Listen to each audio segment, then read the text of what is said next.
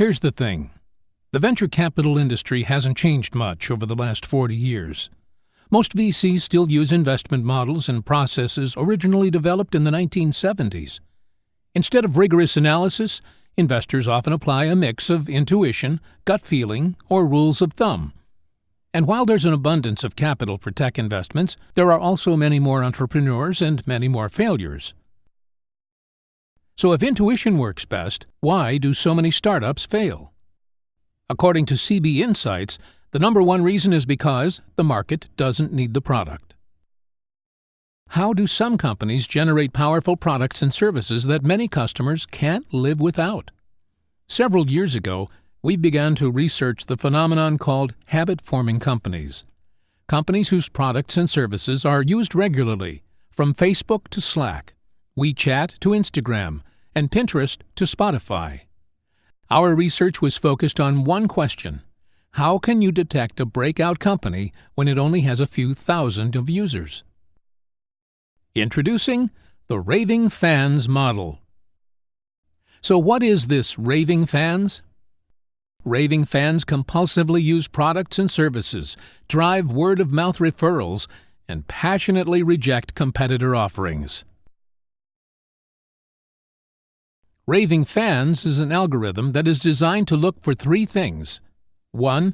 The existence of a critical mass of raving fans. 2. Continuous growth of this group. 3. Higher than average retention rates for the industry. The Raving Fans algorithm uses 200 data points to identify patterns of obsessive, compulsive, or addictive behavior among some of the users. How do we get the product service data? We ask for it. Currently, anyone from anywhere around the globe can download the SDK directly from our website and plug it into their exciting new app, game, web service. The SDK itself does very little.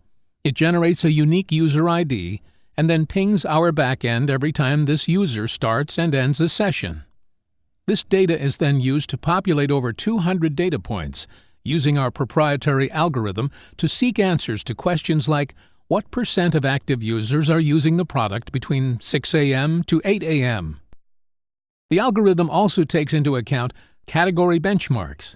After all, we don't expect banking applications to show the same metrics as music applications.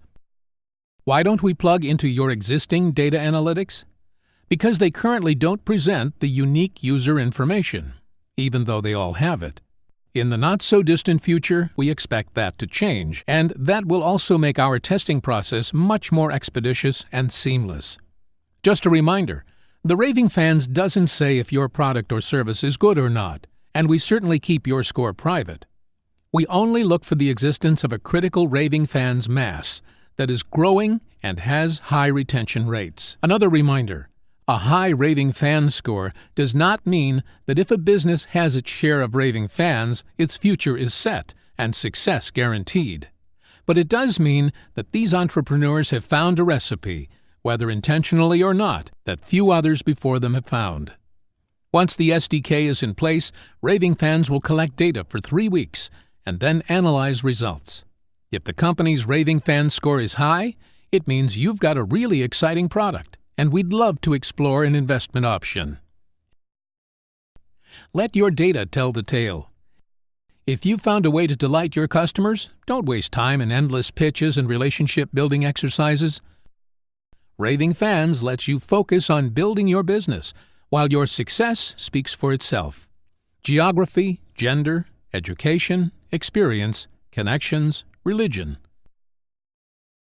They don't matter when the algorithm has no bias.